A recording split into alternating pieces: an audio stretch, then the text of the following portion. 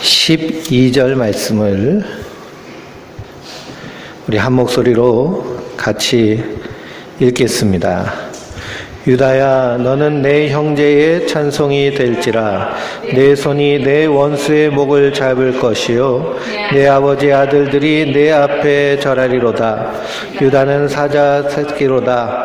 내 아들아, 너는 움킨 것을 찢고 올라갔도다. 그가 엎드리고 웅크림이 숫사자 같고 암사자 같으니 누가 그를 범할 수 있으랴.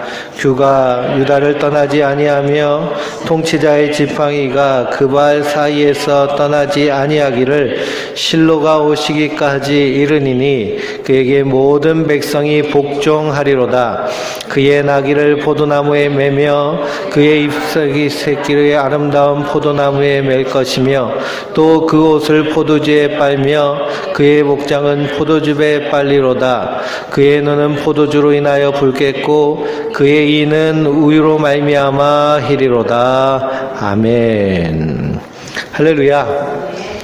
오늘 창세기 49장 50장 말씀을 통해서 야곱의 죽음 그리고 요셉의 죽음을 통해서 함께 은혜를 나누도록 하겠습니다. 오늘 이거 말씀은 야곱이 유언을 하죠. 유언을 하는데 특별히 유다를 향하여서 한 유언의 말씀입니다. 이 유언의 말씀은 하나님께서 야곱을 통하여서 말씀하신 계시의 말씀이기 때문에 성경에 기록되어 있습니다. 우리 신앙생활의 근원이 바로 하나님의 말씀입니다. 누가 믿으라고 해서 믿는 것이 아니고요. 믿음이란 하나님의 은사이기 때문에 누구나 믿을 수 있는 것이 또한 아니라는 것입니다. 창세기 1장 1절에 태초에 하나님이 천지를 창조하셨느니라. 누가 이 말씀을 믿겠습니까? 누가 이 말씀을 변호한다고, 과학적으로 증명하려고 노력한다고 믿을 수 있겠습니까? 창조과학회라는 과학회가 기독교인 과학자를 중심으로 해서 이렇게 구성됐는데요. 그들이 말한 것이 지적 설계론입니다. 지적 설계론은 무엇이냐? 우리 몸의 DNA, 모든 세포 속에 있는 그 유전자 정보들이 다 우리 인체의 설계도가 아니냐라는 것이죠. 하나님이 만든 이 세상의 모든 생물들에는 다 설계도가 있다는 겁니다. 이 설계도대로 한치의 오차도 없이 만들어진 것이 바로 사람이고 생명체라는 것이죠. 그러면 이것은 우연히 된 것이 아니라 세포가 분화되고 그리고 진화되어서 된 것이 아니라 지적인 조물주가 창조한 것이다 라고 창조론을 과학적으로 뒷받침하려는 그런 노력을 합니다. 그럴지라도 태초에 하나님이 천지를 창조하셨느니라, 이 말씀을 지적 설계론을 아무리 잘 설명한다 할지라도 믿어지는 말씀이 아니라 하나님 믿음을 주셔야 믿을 수 있는 말씀인 줄 믿습니다. 그리고 또 이 말씀을 누가 비판한다고 해서 없어지는 말씀도 아니죠. 수천 년 동안 인류의 역사 가운데 이 성경을 없애려고 하는 시도가 끊임없이 이루어졌습니다. 그래서 신학교에 가면은요, 신학생들이 가장 먼저 성서개론을 배우는데요. 구약개론, 신학개론을 배우면서 듣는 게 뭐냐? 역사비평, 문서비평, 그런 비평을 배웁니다. 그건 뭐냐? 성경을 성경 그대로 보지 아니하고요. 문학적으로, 그리고 역사적으로, 그리고 문자적으로 해석하며 원서를 비평하고 분석하는 것이죠. 이렇게 다 쪼개면서 하는 것이 무엇이냐? 성경을 해체시키는 것입니다. 그러면서 많은 신학생들이요, 실족합니다. 왜 그러느냐? 모세오경을 모세가 쓴 줄 알았더니 신학교에서 교수가 하는 말이 모세오경을 모세가 쓰지 않았다는 겁니다. 이스라엘 백성들이 홍해바다를 건넜는데요. 신학교 교수들이 이스라엘 백성들이 홍해바다를 건넌 것이 아니라 갈대바다를 건넜다라고 이렇게 얘기합니다. 해석의 차이인데요. 그런 문서 비평과 그리고 역사 비평들이 고고학을 통해서 또 뒤집어지죠. 과거에 70년대, 80년대, 90년대까지 자유주의 신학을 공부한 사람들은 이 성경이 온전히 하나님께서 주신 하나님의 말씀 그리고 하나님의 계시라고 보기보다는 사람들의 어떤 문서가 짜집기 된 것이다라고 그렇게 신학교에서 가르쳤습니다. 그런데 고고학적으로 탐사를 하고 연구를 하다 보니까 성경에 있는 일들이 역사적인 사실로 다 드러나고 나타나고 있는 것이죠. 그러니 끊임없이 이 성경을 분해하고 해체하고 없애려고 하는 시도들이 계속되어서 있는 것을 보게 됩니다. 얼마 전에 프란체스코 교황이 말하기를 성경은 너무 오래된 문서다. 우리 시대에 맞지 않다. 그래서 새로운 경전을 만들어야 된다라고 이렇게 말했습니다. 그러니 예나 지금이나 하나님의 말씀을 폐하려고 하는 자들이 끊임없이 나타나는 것이 이 땅의 모습입니다. 그런데 우리가 창세기 1장 1절의 말씀을 믿을진데 믿지 아니할 말씀이 어디 있겠습니까? 창세기 1장 1절의 말씀, 태초에 하나님이 천지를 창조하셨느니라, 이 말씀이 아멘 되어지면 요한계시록 끝장에 있는 말씀까지도 아멘 되어지는 줄 믿습니다. 그러므로 성경은 믿음의 책입니다. 오직 의인은 믿음으로 말미암아 살리라 함과 같으니라 라고 말씀하고 있죠. 믿음이 없이는 하나님을 기쁘시게 해드리지 못하는 것이 바로 성도의 모습입니다. 그러므로 성경은 과학적인 책이 아니라 하나님의 계시의 말씀입니다. 이것을 우리가 믿음으로 받고 기다리는 것, 구약의 성도들 그리고 초대교회 성도들이 다 이렇게 끝까지 믿음을 지킨 자인 줄 믿습니다. 그러므로 우리가 믿던 믿지 않던 상관없이 사실은 말씀 그대로 하나님이 일하십니다. 우리가 그 믿음에 참여하는 것은 하나님의 은혜이고 하나님 우리에게 주신 복인 줄 믿습니다. 그러므로 성도는 이 세상이 어떻게 흘러가는지 거기에 흔들리는 것이 아니라 이 흘러가는 세상 뒤에서 일하시는 하나님께서 어떻게 일하시고 계신가, 그 일을 통하여 하나님의 말씀이 어떻게 이루어지고 있는가를 보는 것이 성도가 이 땅에서 말씀을 통해서 하나님 일하시는 것을 보는 마땅한 자세인 줄 믿습니다. 성경을 통해서 내가 복받고 내가 잘되고 내가 성공하고 내가 형통하는 것이 아니라 하나님이 어떻게 일하신지를 보고 또 나를 통하여 하나님 어떻게 일하실 것을 기대하며 좀 마지막 때를 살고 있는 우리가 어떻게 믿음으로 서야 될지를 온전히 깨닫게 하는 것이 하나님의 말씀이죠. 그래서 오늘 야곱의 유언 중에 유다의 부분을 통하여서 확인하고자 하는 것은 이 세상이 어떻게 말씀대로 되어지어 가는가를 확인하는 것입니다. 9절 말씀해 보니까 유다라는 이름은 태어날 때부터 찬송이라는 이름의 뜻을 가지고 있습니다. 여호와를 찬송하리로다.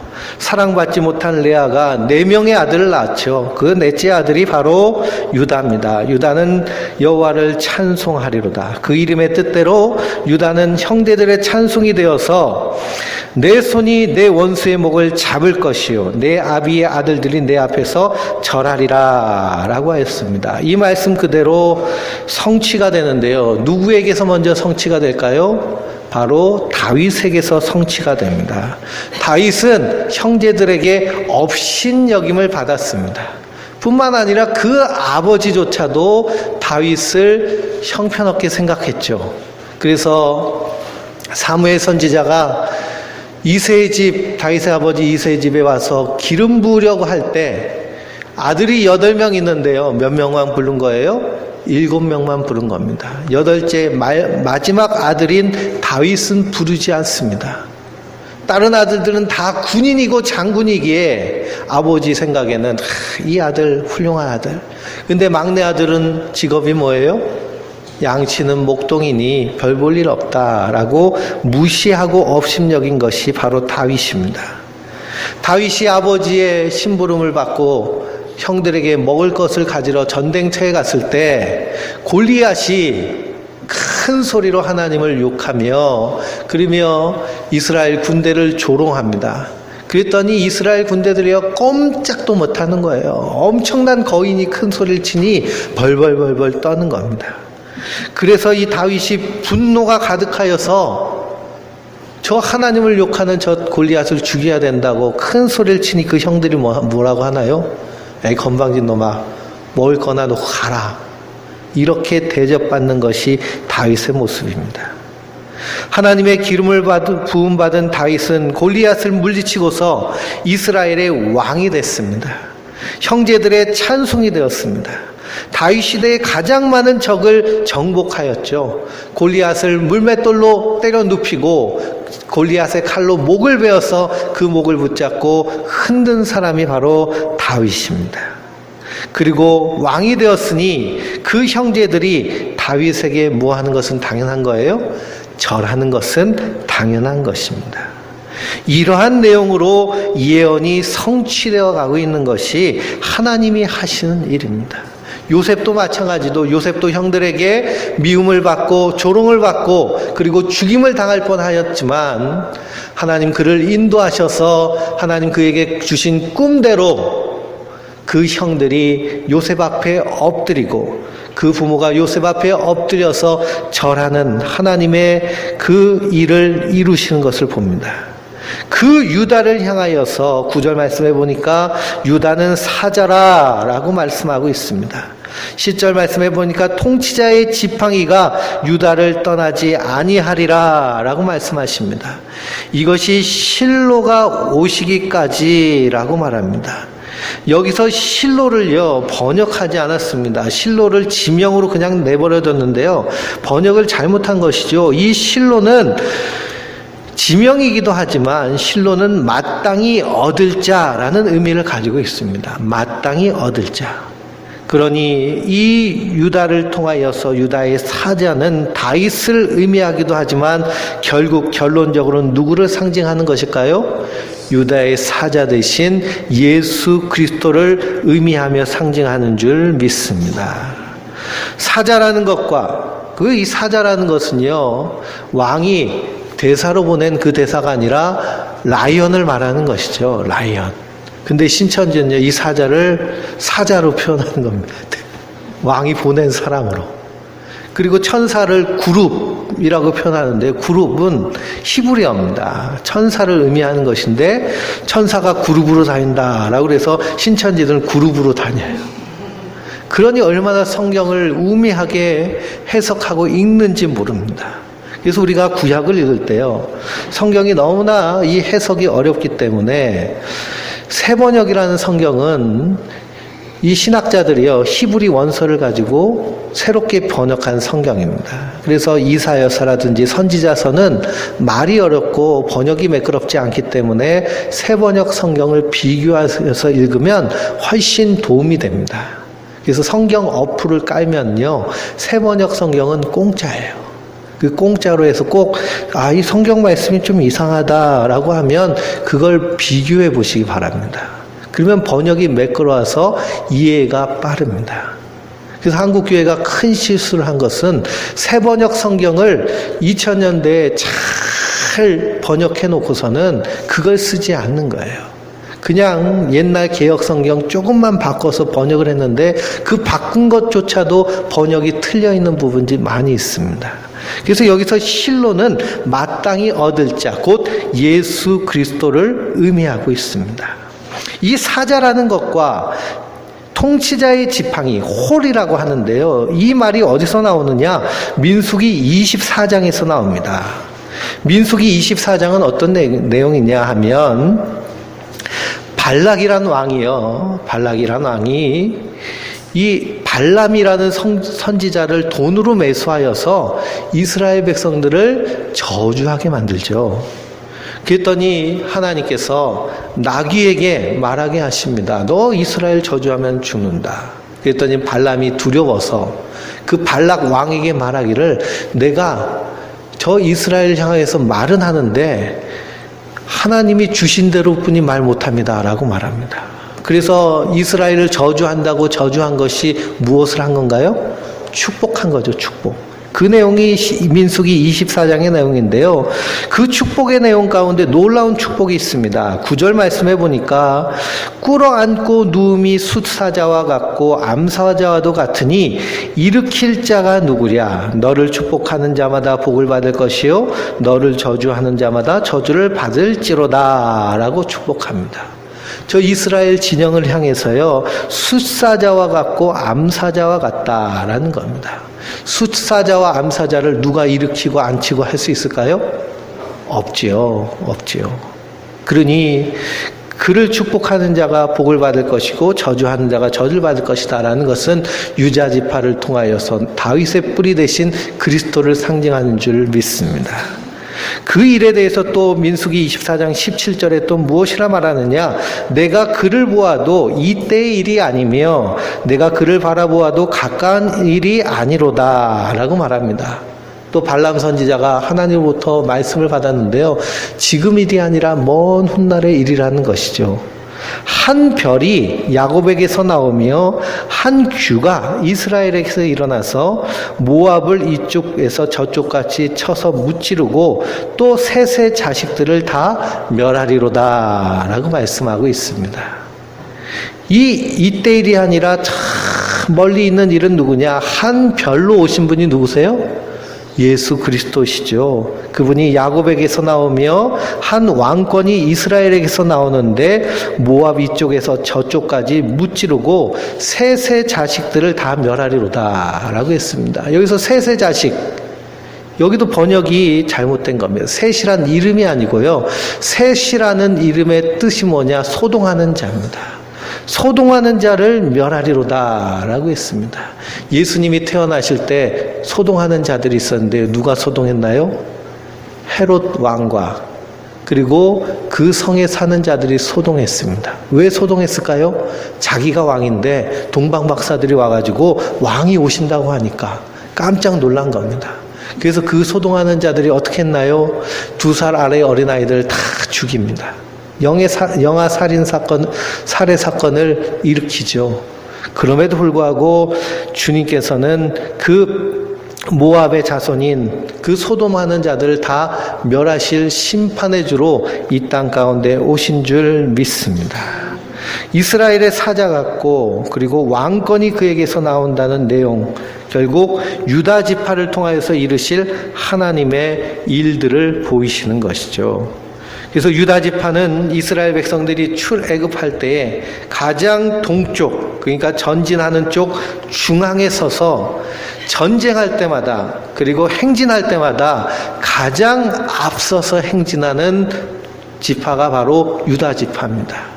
그러니 유다 지파는 갈 때마다 가장 먼저 적을 만나고 갈 때마다 가장 어려움을 만나지만 그렇게 하나님께 헌신하는 그 헌신으로 말미암아 하나님께서 복을 주신 줄 믿습니다. 반면에 에브라임 지파는 어떻게 했나요? 에브라임 지파는 서쪽 뒤에 가장 뒤에 숨어서 유다 지파가 앞서가면 쫓아가다가 유다 지파가 큰 일을 행하면 가서 간섭하는 지파가 에브라임 지파입니다. 결국 하나님이 에브라임을 흔적도 없이 사라지게 하시는 것이죠.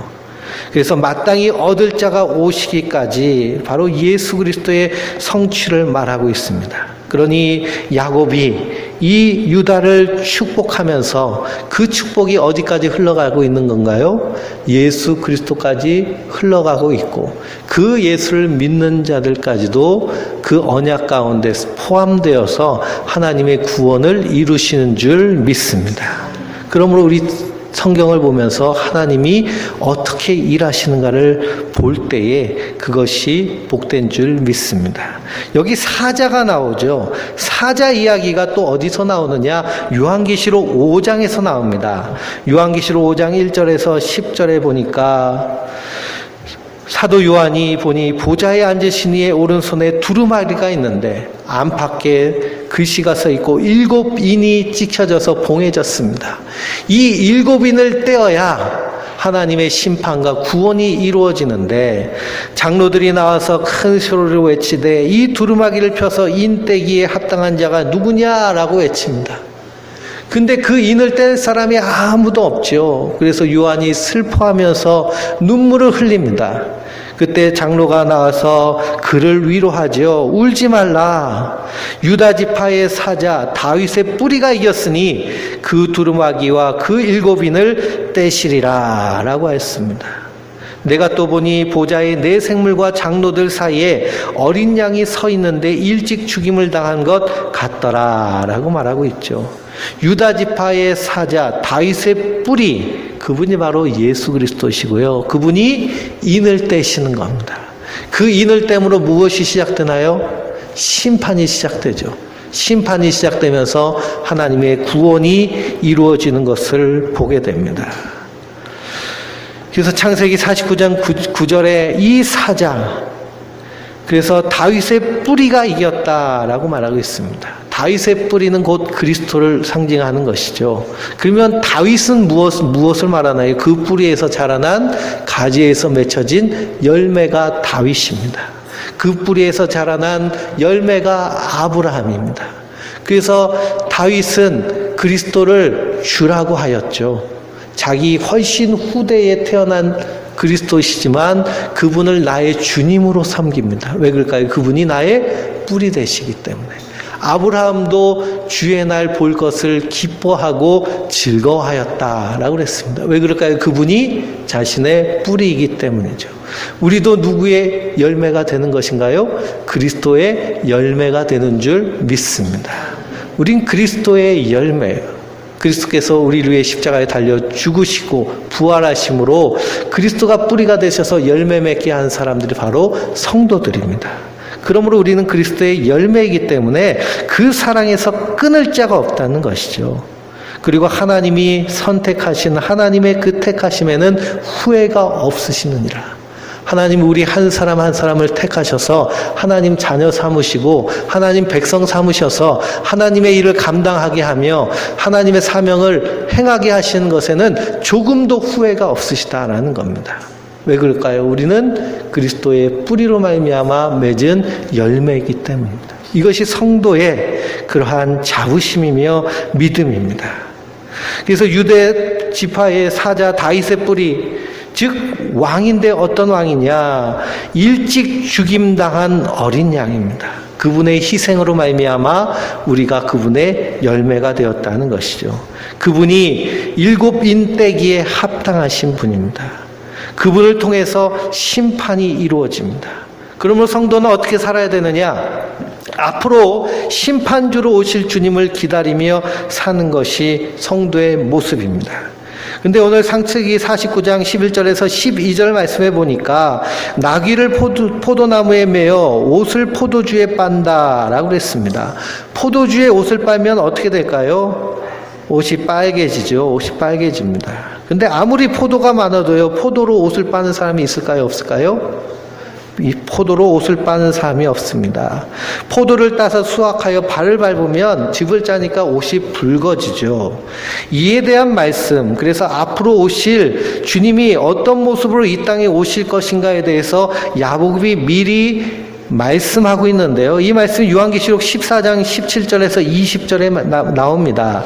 요한계시록 14장에 어떤 일이 일어나느냐? 하늘의 성전에서 천사 한 사람이 나오는데 예리한 낫을 가졌습니다. 이 예리한 낫을 가지고 그리고 그 땅을 휘둘러서 그래서 포도송이를 거두라라고 하늘에서 음성이 들리죠. 그랬더니 이 천사가 가가지고 낫을 휙 휘둘리니까 포도송이들이 막 거두어지는 겁니다. 그래서 그 포도송이들을 어떻게 했나요? 하나님의 진노의 포도즙 틀에 집어넣는 겁니다.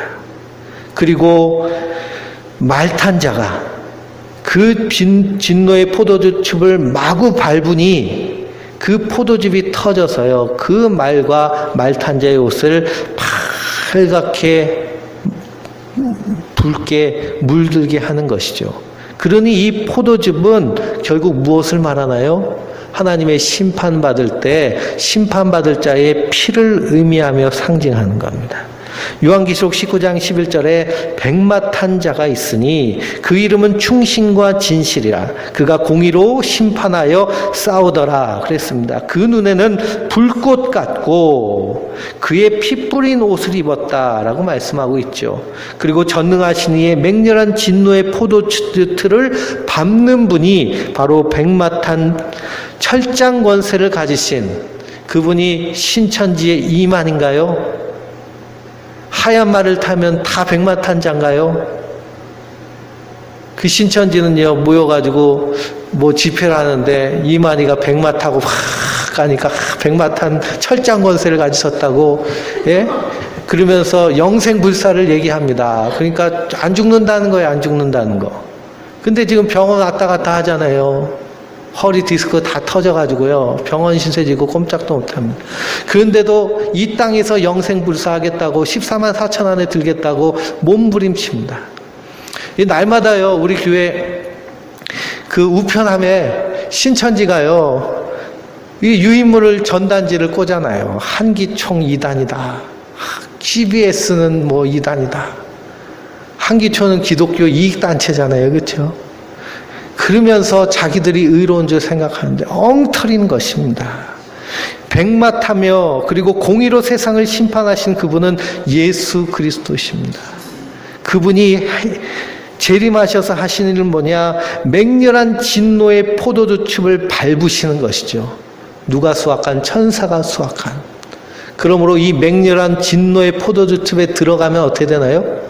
둘째 사망에 들어가는 것입니다. 영원한 형벌 가운데 들어가는 것입니다.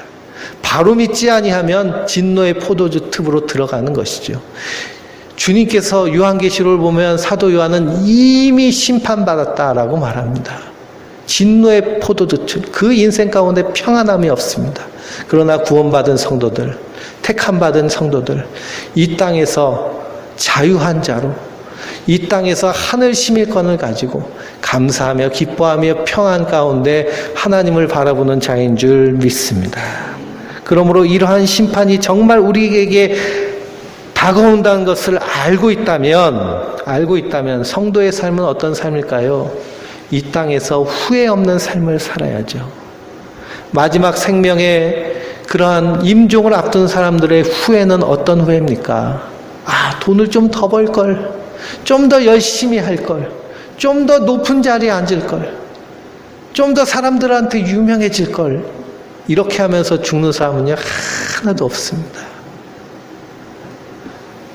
마지막 임종을 앞둔 사람이요, 가장 아쉬워하는 것은 내 주변에 있는 사람에게 좀 더 잘해줄 걸, 좀 더 사랑할 걸, 좀 더 사랑하고 좀 더 부드럽게 사랑한다는 말 한마디라도 더 할 걸. 이것이 사람들의 후회라는 거예요. 그러니 마지막 목숨이 위태로운 가운데 요즘은 또 핸드폰이요. 죽기 전에도 문자를 보내잖아요. 그렇죠? 참 가슴 아픈 일입니다. 근데 세월호의 그 침몰하는 뱃속에서 보낸 그 메시지들은 무슨 메시지일까요? 미안해요, 사랑해요. 그런 메시지. 이것이 우리 인생의 가장 마지막 남는 것 아니겠습니까? 노아가 배를 만들고 있는 것은 산 위였습니다. 산 밑에서는 사람들이 장가가고 시집가고 살기 바쁘죠. 그러니 그들은 하나님이 심판하신다는 것 기억하고 있는 건가요? 기억하지 않는 건가요? 생각지도 못하는 겁니다. 그러면서 노아를 미친 사람 보듯이 하는 것이죠. 120년 동안 방주를 만들었습니다. 근데 어느 누구 하나 관심 갖지 않고 미친 짓 한다고 손가락질했습니다. 결국 그들은 다 심판받아서 없어지고 사라졌습니다. 그러니 우리가 이런 하나님의 심판 앞에서 마지막 때를 살아가는 우리에게 정말 중요한 것이 무엇인가 손에 잡히지요. 어떤 자세로 살면 될까요? 사랑하며 사는 됩니다. 아끼면서 살면 됩니다. 섬기면서 살면 됩니다. 그때 그 삶이 하나님 가장 기뻐하는 삶인 줄 믿습니다. 이것이 하나님의 언약을 통해서 하나님 우리에게 원하시는 그런 말씀입니다. 그래서 사도 요한도 어떻게 하라고 그래요? 서로 사랑하라. 너희가 사랑하는 그 사랑으로 하나님의 자녀인 줄, 그리스도의 제자인 줄 알리라 라고 말합니다. 그러므로 주님께서 재림하실 때 우리가 무엇으로 주님 앞에 나와서 우리의 행위를 내놓을 수 있겠습니까? 오직 사랑뿐임을, 사랑만을 고백하는 것, 이것이 주님 받으실 만한 것임을 믿습니다. 그런 사랑으로 승리하는 주님의 자녀들 되시기 바랍니다. 우리 창세기 49장 14절까지인데요. 49장 28절부터 50장 14절까지 긴 내용인데 우리 성우가, 나레이터가 좋은 목소리로 읽겠습니다. 49장 28절부터 50장 14절입니다. 이들은 이스라엘의 12지파라. 이와 같이 그들의 아버지가 그들에게 말하고 그들에게 축복하였으니 곧 그들 각 사람의 분량대로 축복하였더라.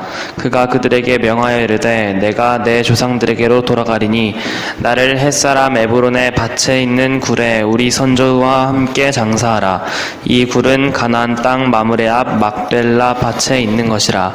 아브라함이 햇사람 에브론에게서 밭과 함께 사서 그의 매장지를 삼았으므로 아브라함과 그의 아내 사라가 거기 장사되었고 이삭과 그의 아내 리브가도 거기 장사되었으며 나도 레아를 그곳에 장사하였노라. 이 밭과 거기 있는 굴은 햇사람에게서 산 것이라. 야곱이 아들에게 명하기를 마치고 그 발을 침상에 모으고 숨을 거두니 그의 백성에게로 돌아갔더라. 요셉이 그의 아버지 얼굴에 굽으려 울며 입맞추고 그 수종드는 의원에게 명하며 아버지의 몸을 향으로 처리하게 하매 의원이 이스라엘에게 그대로 행하매 40일이 걸렸으니 향으로 처리하는 데에는 이 날수가 걸림이며 애굽 사람들은 70일 동안 그를 위하여 곡하였더라. 곡하는 기한이 지나매 요셉이 바로의 궁에 말하여 이르되 내가 너희에게 은혜를 입었으면 원하건대 바로의 귀에 아뢰기를 우리 아버지가 나로 맹세하게 하여 이르되 내가 죽거든 가나안 땅에 내가 파놓은 묘실에 나를 장사하라 하였나니 나로 올라가서 아버지를 장사하게 하소서. 내가 다시 오리라 하라 하였더니 바로가 이르되 그가 내게 시킨 맹세대로 올라가서 내 아버지를 장사하라. 요셉이 자기 아버지를 장사하러 올라가니 바로의 모든 신하와 바로 궁의 원로들과 애굽 땅의 모든 원로와 요셉의 온 집과 그의 형제들과 그의 아버지의 집이 그와 함께 올라가고 그들의 어린 아이들과 양떼와 소떼만 고센 땅에 남겼으며 병거와 기병이 요셉을 따라 올라가니 그때가 심히 컸더라. 그들이 요단강 건너편 아닷 타작 마당에 이르러 거기서 크게 울고 애통하며 요셉이 아버지를 위하여 7일 동안 애곡하였더니 그 땅 거민 가나안 백성들이 아닷 마당의 애통을 보고 이르되 이는 애굽 사람의 큰 애통이라 하였으므로 그 땅 이름을 아벨 미스라임이라 하였으니 곧 요단강 건너편이더라. 야곱의 아들들이 아버지가 그들에게 명령한 대로 그를 위해 따라 행하여 그를 가나안 땅으로 메어다가 마므레 앞 막벨라밭 굴에 장사하였으니 이는 아브라함이 해쪽 속 에브론과 밭과 함께 사서 매장지를 삼은 곳이더라. 요셉이 아버지를 장사한 후에 자기 형제와 후손꾼과 함께 애굽으로 돌아왔더라. 아멘. 야곱이 죽었습니다. 야곱이 죽었는데요. 야곱이 죽었어도 하나님의 말씀은 영원한 줄 믿습니다. 그 말씀이 결국 야곱을 영생하도록 하나님은 은혜로 이끄실 줄 믿습니다. 야곱이 147년 동안 야곱을 향하여서 하나님이 말씀하신 것은 몇 번 되지 않죠. 성경을 쭉 보면 9번 정도 말씀하십니다. 야곱이 이러한 말씀을 받는 동안 야곱의 힘쓰고 애쓰고 노력한 것, 거기에 비하면 정말 보잘것없는 것이겠죠. 야곱이 얼마나 치열하게 싸운 사람인지 모릅니다. 자기의 성공을 위해서, 자기 야망을 위해서, 자기가 얻고 싶은 사랑을 위해서도 세월을 아끼지 아니하고 노력한 사람이 바로 야곱이라는 사람이죠. 그런데 결국 누구의 뜻이 이루어지나요? 하나님의 뜻이 이루어집니다. 야곱의 뜻이 남는 것이 아니고요, 하나님의 뜻이 남는 겁니다. 그러므로 야곱의 평생은 하나님과 씨름한 인생이죠. 결국 누가 이기셨나요? 하나님이 이기십니다. 그러므로 야곱의 고집과 하나님의 고집의 충돌이 야곱의 인생입니다. 그런데 이 야곱 같은, 그래서 하나님이 이렇게 부르셔도 자기 유익, 자기 성공, 자기 야망을 위하여서 달려가는 인생, 이것이 야곱뿐만 아니라 우리 인생이 다 그렇다라는 사실입니다. 그럼에도 불구하고 하나님의 부르심에는 후회가 없으십니다. 반드시 하나님께서 부르심의 목적대로 만들어내고야 마시는 분이십니다. 그 한편으로는 우리에게 두려움이 되죠. 왜 그럴까요? 야곱이 얼마나 많은 고난을 겪었는지 모릅니다. 그러나 한편으로는 큰 위로가 되는 줄 믿습니다. 나의 모습이 비록 이러할지라도 하나님은 포기하지 않으시고 나를 인도하시는구나 라는 그 주님을 의지하게 되는 것이죠. 그러므로 오직 의인은 믿음으로 사는 줄 믿습니다. 이 믿음이란 하나님의 은사입니다. 은사라는 것 하나님이 주셨다는 것이죠. 그런데 이 믿음의 내용은 바로 하나님의 약속인 것입니다. 하나님의 약속을 붙잡는 것이죠.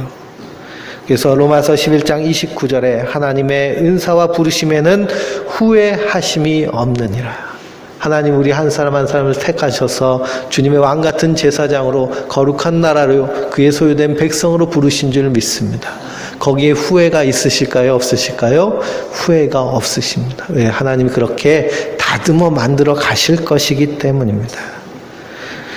야곱이 애굽에서 죽었다면 분명히 호화스럽게 묘지를 단장했겠죠. 바로가 죽을 때 애곡하는 기간이 72일인데 야곱이 죽었더니 애곡하는 기간이 며칠이었나요? 70일이었습니다.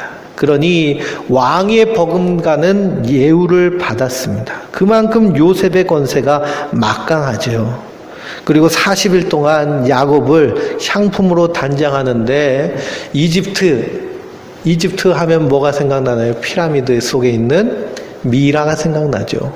야곱을 미라로 만든 것입니다. 미라로 만들 때요, 이 몸에 있는 장기가 썩기 때문에 먼저 꼬챙이를 가지고 코로 깨가지고 뇌를 빼가지고 그리고 뇌를 없애고 그리고 옆구리를 빼서 장기를 빼낸 다음에 거기를 향품으로 가득 채웁니다. 그러면은 이 시체가 썩지 않고요, 천년 만년 가는 것이 바로 이 애굽의 그런 장래 의식이죠. 천년 만년 간다는 것은 영생 불사를 소원하는 그런 뜻이 담겨져 있습니다. 그럼에도 불구하고 야곱은 어디 묻히기를 소원해요? 아브라함 아버지가 묻혔던 그 막벨라 굴에 묻히기를 소원합니다. 그것은 뭐냐? 영원한 본향을 사모하는 그 사모함이 애굽의 그러한 부귀영화, 부유함, 그런 것이 그 하늘을 소망하는 소망을 삼키지 못하는 것을 의미합니다. 성도도 이 땅에서 믿음으로 굳건히 설 때 이 땅의 것은 시시한 것입니다.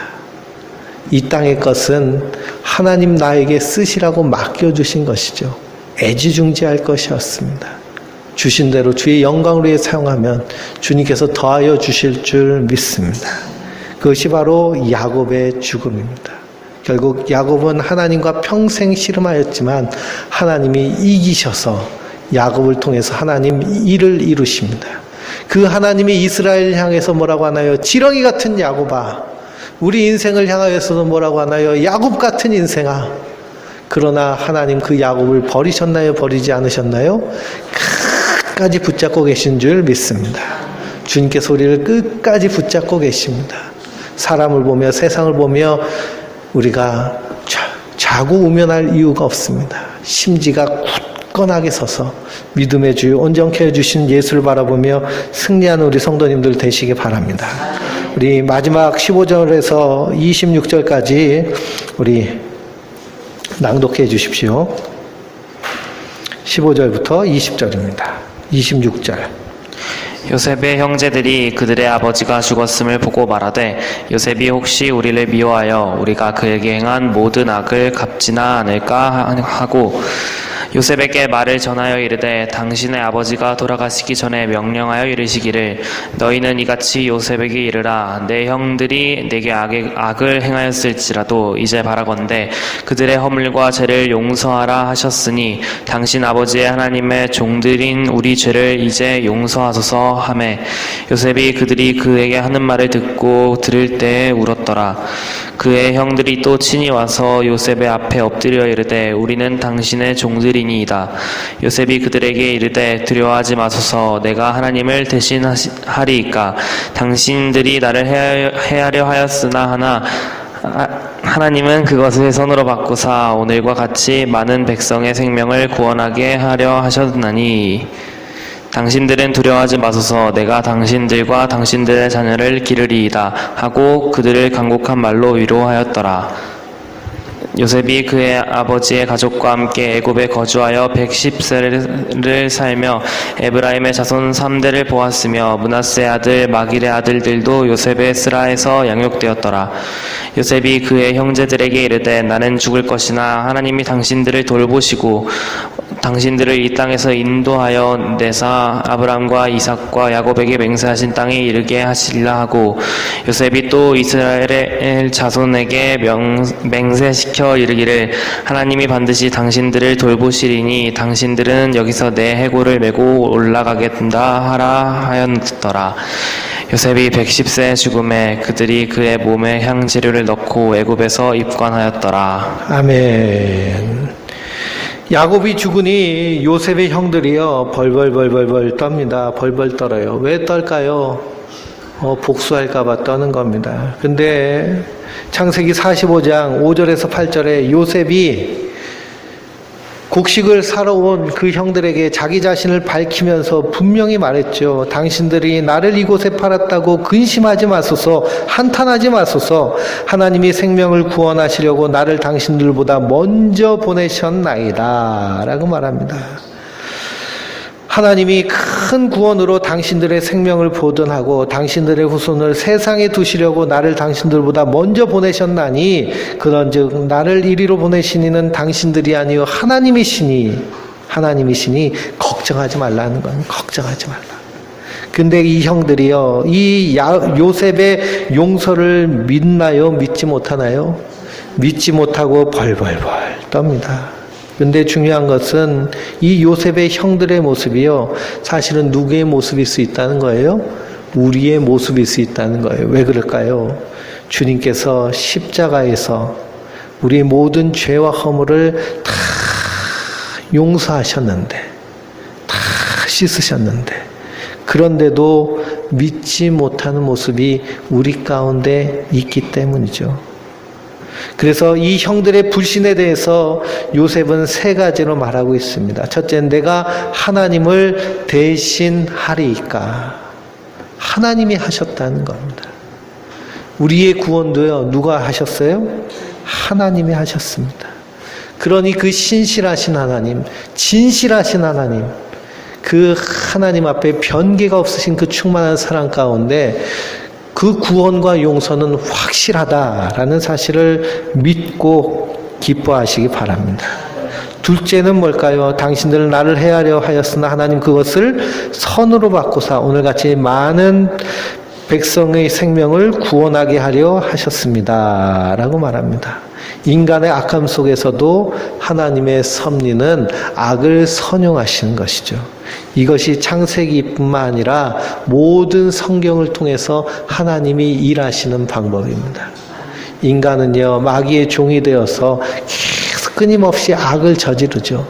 그러나 그것을 통해서 하나님은 선으로 바꾸신 분이 하나님이신 줄 믿습니다. 그러므로 내가 약해서 넘어질지라도 좌절하거나 낙심하지 말 것은 하나님 그것을 통해서 또 하나님의 새로운 일을 이룰 것이기 때문에 두려워하지 말고 강하고 담대하시기 바랍니다. 마지막은 뭐라고 말씀하시나요? 당신들은 두려워 마소서 내가 당신과 당신의 자녀를 기르리이다 라고 말합니다. 주님께서 요한복음 14장 말씀에 너희는 마음에 근심하지 말고 염려하지 말라. 하나님을 믿으니 또 나를 믿으라. 내가 너희를 위하여 거처를 예배하러 가노니 가서 다시 와서 내가 너희를 영접하여 나 있는 곳으로 영접하리라. 두려워하지 말라는 겁니다. 그래서 성경에는요, 두려워하지 말라라는 말이 365번 나온다 그럽니다. 그러니 그건 뭘 의미한다는 거예요? 매일매일 두려워하지 말라는 거예요. 우리 구원의 확실함을 말하는 겁니다. 하나님이 하셨습니다. 하나님이 일하신 겁니다. 그러면서 요셉 역시도 부귀영화를 애굽에서 누리지만 이곳에 묻히기를 싫어하는 것은 하나님을 약속을 바라고 믿고 기다린 그 기다림 때문이죠. 이것이 신자의 모습입니다. 그래서 출애굽기 13장을 보면 그 급박하게 출애굽하는 과정 가운데서도 뭘 메고 와요? 요셉의 그런 관을 메고서는 출애굽하는 겁니다. 여호수아서 24장에 또 요셉의 뼈를 세겜의 장사여서 그래서 그 약속대로 그대로 이루어지는 것을 봅니다. 요한계시록 22장 20절에 이것들을 증거하시니가 가라사대 내가 진실로 속히오리라 하거늘 아멘 주 예수여 오시옵소서. 그러면 창세기부터 요한계시록까지 일막상통하게 일하시는 하나님을 우리가 바라보며 우리가 믿음에 굳건하게 견고하게 서서 하나님의 일하심에 합력하여 선을 이름으로 기뻐하며 감사하는, 사람을 보며 세상을 보며 좌절하고 낙심하는 것이 아니라 하나님이 일하심을 소망하며 그 안에서 넉넉히 이기며 승리하는 심지가 견고한 하나님의 백성, 하나님의 자녀 되시길 주님의 이름으로 축원드립니다.